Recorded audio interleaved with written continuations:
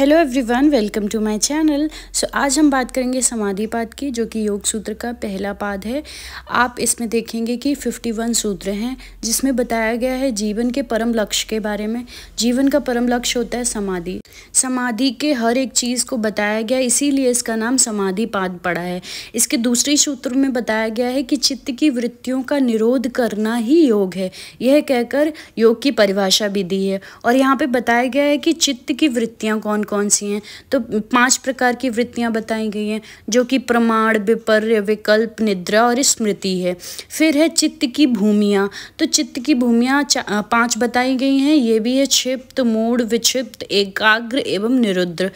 और फिर बताया गया है समाधि के भेद कितने हैं। तो 2 प्रकार की समाधियां हैं, संप्रज्ञात समाधि और असंप्रज्ञात समाधि। फिर समाधियों के भेदों के भेद बताए गए हैं। संप्रज्ञात समाधि के 4 भेद हैं, तो ये चारों सामने आपके लिखे हैं। वितर्कानुगत समाधि, विचारानुगत समाधि, आनंदानुगत समाधि, अस्मिता अनुगत समाधि। और फिर असंप्रज्ञात समाधि के 2 भेद बताए गए हैं। क्या है? भव प्रत्यय असंप्रज्ञात समाधि और दूसरा है उपाय प्रत्यय असंप्रज्ञात समाधि।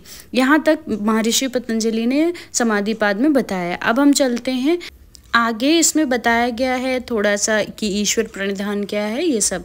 तो ईश्वर प्रणिधान द्वारा अपने सभी कर्मों को ईश्वर में समर्पित करने को योग मार्ग बताया गया है। बताया कि जो भी आप काम कर रहे हो सब कुछ ईश्वर प्रणिधान, मतलब ईश्वर को समर्पित कर दो।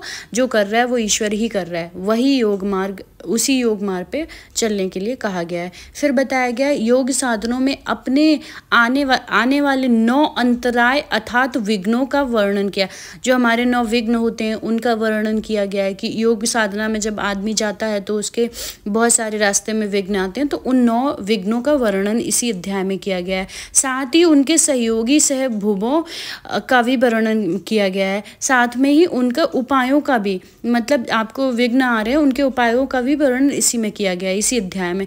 फिर बताया चित्त को प्रसन्न करने के 4 उपायों का वर्णन करते हुए कहा है कि सुखी के प्रति मित्रता, दुखी के प्रति करुणा, पुण्यात्मा के साथ प्रसन्नता और पापात्मा के साथ उपेक्षा का भाव रखना चाहिए। तो ये सब भी बताया महर्षि पतंजलि ने। इन सब चीज़ों को अगर आपको डिटेल में जानना है तो कमेंट करें और वीडियो को शेयर करें, लाइक करें और कमेंट करके फटाफट बताइए डिटेल वीडियो